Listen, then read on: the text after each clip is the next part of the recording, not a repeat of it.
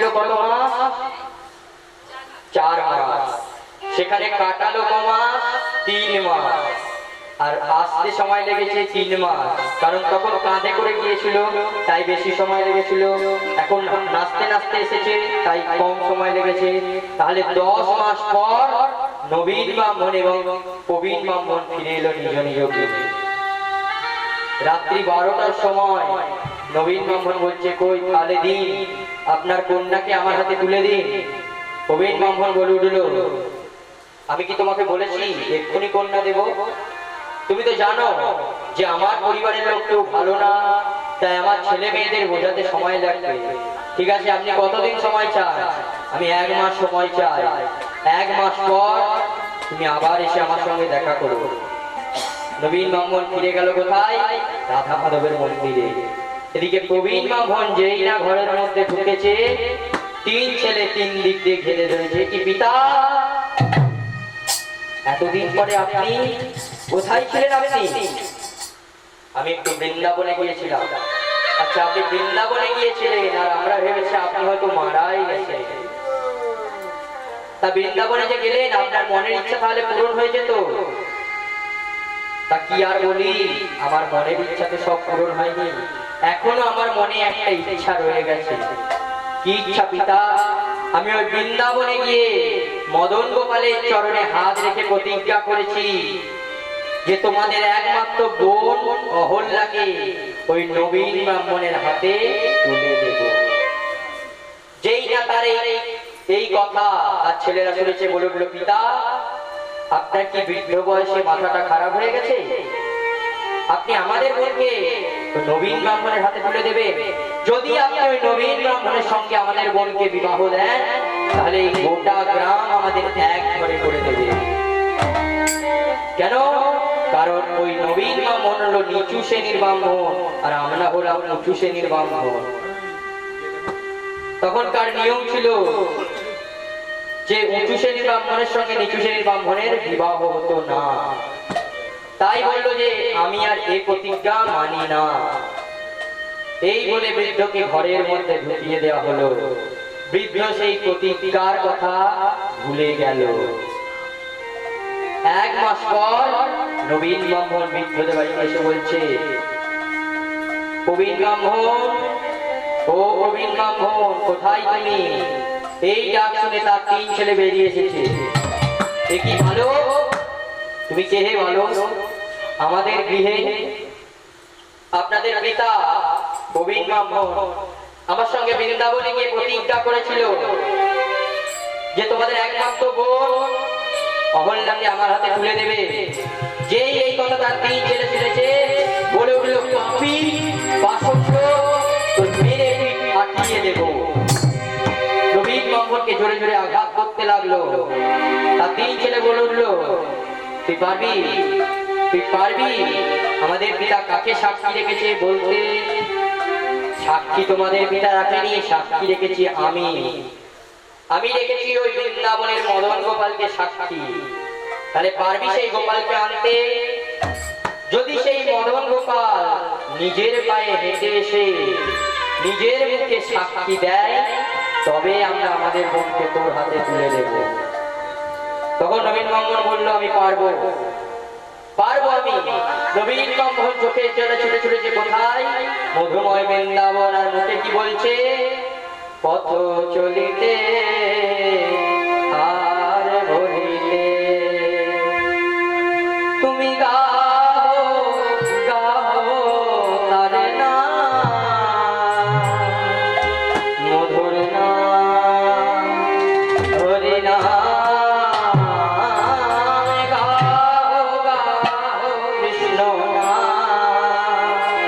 মধুর নাম হরি নাম।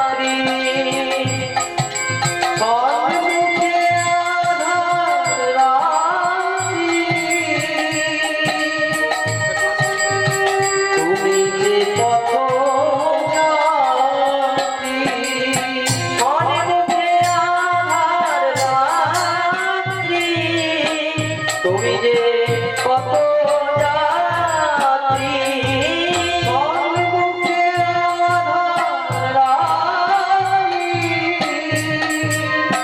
তুমি যে কত জাতি কত চলিতে তারে না বলিব, কথা বলিতে তারে না চলিতে তারে না, কথা বলিতে তারে না আর চলিতে তারে না, কথা বলিতে তারে না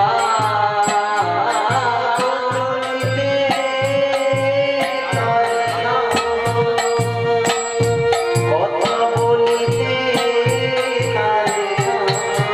আর কৃষ্ণ নাম মধুর নাম গাও গাও, কৃষ্ণ নাম মধুর নাম হরে নাম চলিতে গাই প্রেমানন্দে হরি বল চলিতে তুমি গাও গাও কৃষ্ণ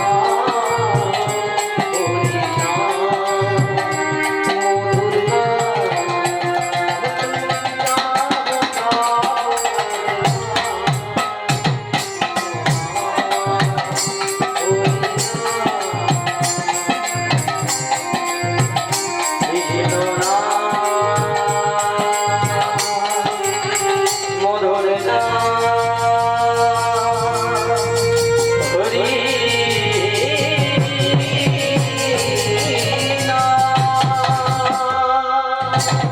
প্রভু প্রভু, আমি আবারও আমি তোমার কাছে এসে হাজির হয়েছি প্রভু। দেখো না দেখো না, ওই বৃদ্ধ ছেলেরা আমায় কিভাবে মেরেছে, আমার পিঠে অঝরে রক্ত ঝরে পড়ছে। তুমি যাবে না যাবে না সাক্ষী দিতে ওই বিদ্যানগর গ্রামে? আমি তোমায় প্রতিজ্ঞা করে গেছিলাম। ভক্তের চোখের জলে ভগবান সাড়া দিল। হঠাৎ যেন পাথর থেকে কথা বেরিয়ে আসছে, ওরে নবী তুই পাষাণ ভাবিয়া ডাকিছ যাহারে, আর সে তো পাষাণ না, ডাকার মতো ডাকিলে বলে আর পাষাণ গলিয়া যায়, পাষাণ ভাবিয়া ডাকিছ যারে, সে তো পাষাণ ডাকার মতো ডাকিলে পরে পাষাণ গলিয়া যায়। তুমি পাষাণ ভাবিয়া ডাকিছ যারে, সে তো পাষাণ না, ডাকার মতো ডাকিলে পরে পাষাণ গলিয়া যায়। পাষাণ ভাবিয়া ডাকিছ যারে, সে তো পাষাণ না, ডাকার মতো ডাকিলে পরে পাষাণ গলিয়া যায়। আমি দিয়ে তোমায় বুঝিব প্রভু, আমার নাই কোনো সম্বল,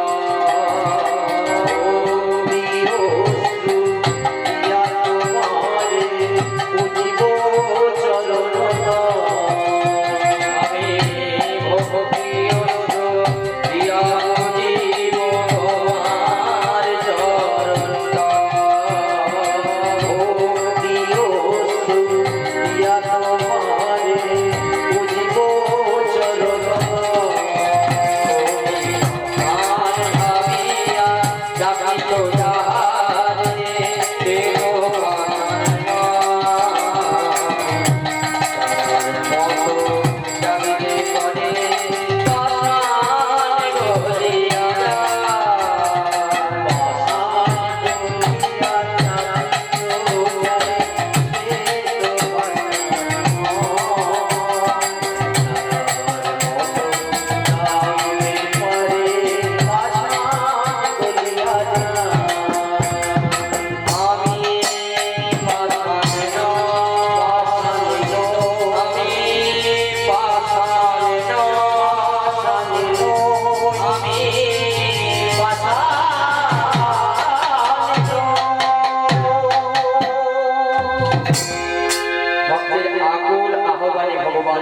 দেবো ওরে নবীন প্রভু তুমি সারা দিয়েছো প্রভু।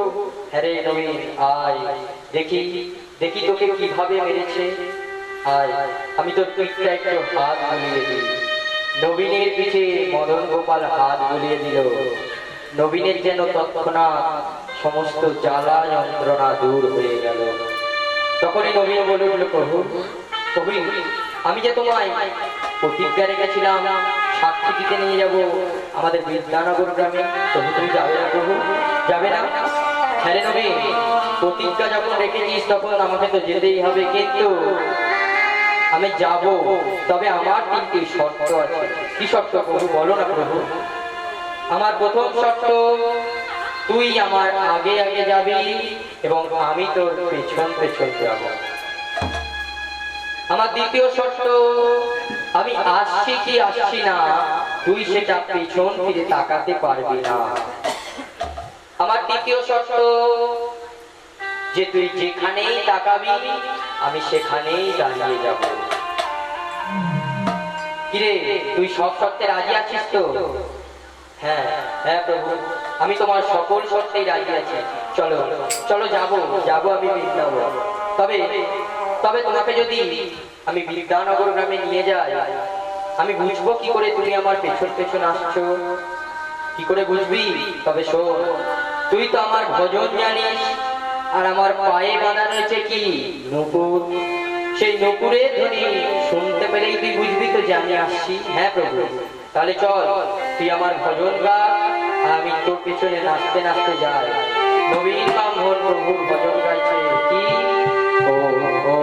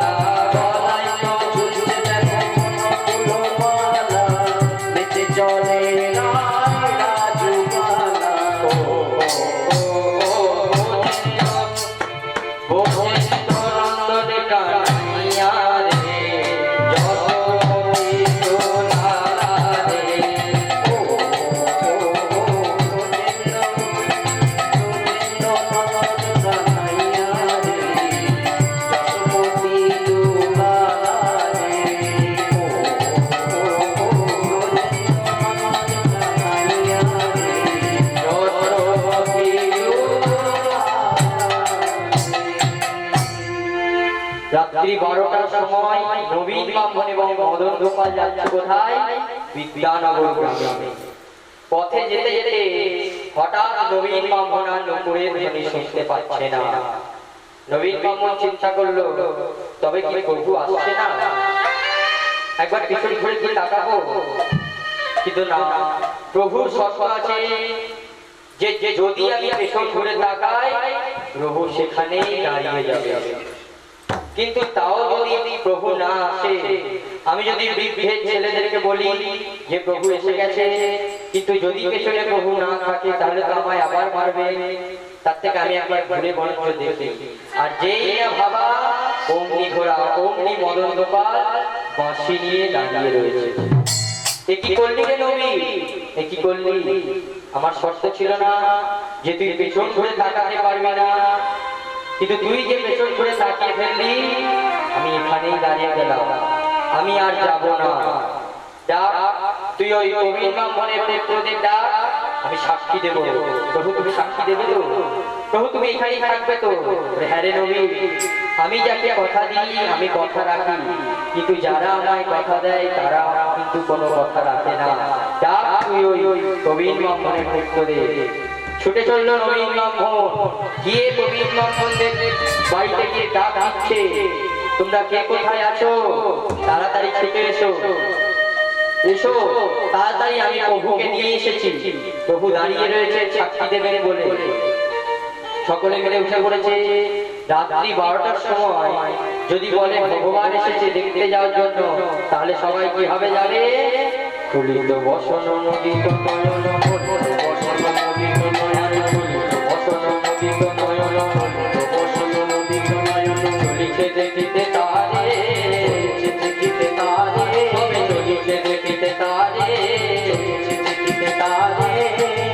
নবীন মনে মনে চিন্তা করছে, আমি তো সকলকে নিয়ে যাচ্ছি, কিন্তু প্রভু আছে তো?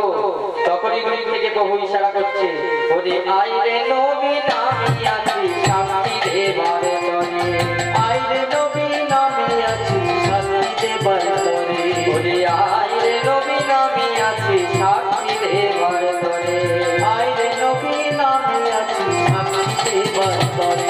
ওরে দেখ দেখ আমার গোপাল এসেছে, দেখ দেখ আমার গোপাল এসেছে, ওরে দেখ দেখ আমার গোপাল এসেছে, দেখ দেখ আমার গোপাল এসেছে, ওরে ভক্তের লাগি সাক্ষী দিতে, দেখ দেখ আমার গোপাল এসেছে, ওরে ভক্তের লাগি সাক্ষী দিতে, দেখ দেখ আমার গোপাল এসেছে।